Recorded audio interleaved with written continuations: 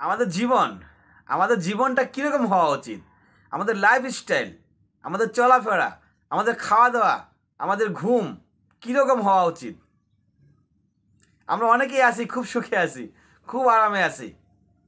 দিনের বেলা চাকরি বাকরি করি অথবা বিজনেস করি অথবা সারাদিন লেখাপড়া করে রাতের বেলা সারা রাত ফেসবুক নিয়ে পড়ে আসি, সিনেমা দেখতেছি, আড্ডা দিতেছি, বন্ধুদের সাথে গল্প করতেছি, খাওয়া দাওয়া ধুমসে চলতেছে, খুব আরামের জীবন চলতেছে। এটাকে আরাম বলে না, এটাকে আরাম বলে না। আপনি যদি ফজরের সময় মুয়াজ্জিন আযান দিচ্ছেন আর আপনি ঘুমাচ্ছেন, তার মানে আপনি পৃথিবীর সবচেয়ে অসুখী লোক।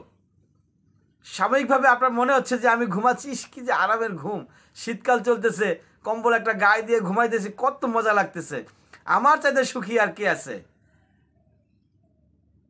আপনার নামাজ যদি একটা চলে যায়, আপনার মতো দুঃখী পৃথিবীতে আর কেউ নাই। সকালবেলা ঘুম থেকে উঠবেন 9টায় 10টায়, ঘুম থেকে উঠে আরামসে তেলে ভাজা পরোটা, মুরগির রান আর ডিম পোস্ট দিয়ে আরামসে খাবেন আর বলবেন আমার চাইতে সুখী আর কে আছে।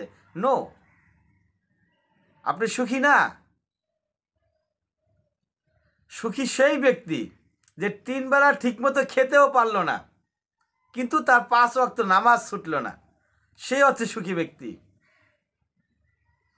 যে ব্যক্তি তার নুন আনতে পান্থা পোড়ায় অথচ তার পকেটে 10 টাকা থাকলে সে 5 টাকা ভিক্ষুককে দিতে ভুল করে না, সে হচ্ছে সুখী ব্যক্তি। যার বুট, ছোলা, চানাচুর, মুড়ি কেনার মতো ক্ষমতা নাই অথচ রমজান মাসে 30 দিন সকাল সন্ধ্যা সে না খেয়েছিল, আল্লাহর ইবাদতে মশগুল ছিল, সে হচ্ছে সুখী ব্যক্তি। কাল কিয়ামতের ময়দানে দেউলিয়া হয়ে যাবে। দেউলিয়া, কিছু ব্যক্তি দেউলিয়া হয়ে যাবে। তো নবী সাল্লাল্লাহু আলাইহি ওয়াসাল্লাম জিজ্ঞেস করেছিলেন দেউলিয়া মানে কি বুঝো? দেউলিয়া। তো সাহাবীরা বলছিলেন যে আল্লাহ নবী, যার কাছে কিছুই নাই, সব উদাও হয়ে গেছে, ব্যানিশ হয়ে গেছে, শেষ হয়ে গেছে, ধ্বংস হয়ে গেছে, কিচ্ছু নাই, সে আছে দেউলিয়া। নবী মুহাম্মদ সাল্লাল্লাহু আলাইহি ওয়াসাল্লাম বলেছেন না, সে দেউলিয়া না। দেউলিয়া হচ্ছে কাল কিয়ামতের ময়দানে কিছু ব্যক্তি উঠবে যাদের অনেক হিউজ পরিমাণ টাকা থাকবে, সম্পত্তি আর সম্পত্তি, টাকা পয়সা সম্পত্তির অভাব নাই, যেগুলো দেখে সে খুব খুশি হবে যে এত সম্পত্তির মালিক আমি। তখন একজন আইসা বলবে যে দুনিয়াতে আপনি আমার 50 টাকা মাইরা খাইছিলেন, সেই 50 টাকা ফেরত দেন, সেই 50 টাকা ফেরত দিবে। আরেকজন আইসা বলবে আপনি ব্যবসা করছিলেন, ব্যবসায় আমাকে ঠক দিয়েছিলেন, এই জিনিসগুলো বিজনেসের সময় আমাকে কম দিয়েছিলেন, ওজনে কম দিয়েছিলেন, এগুলো ফেরত দেন, সেগুলো ফেরত দিবে। আরেকজন আইসা বলবে যে আপনি আমার কাছ থেকে ধার নিয়েছিলেন, সেই ধারের টাকাটা দুনিয়াতে ফেরত দেন নাই, এখন ফেরত দেন। আরেকজন আইসা বলবে যে আপনার কাছে আমানত ছিল, আমানত রাখছিলাম, সেই আমানতের আপনি খেয়ানত করছেন, আমাকে ফেরত দেন নাই, সেটা ফেরত দেন। এইভাবে দিতে দিতে দিতে এক সময় তার সমস্ত সম্পদ শেষ হয়ে যাবে, সম্পূর্ণ সম্পদ শেষ হয়ে যাবে।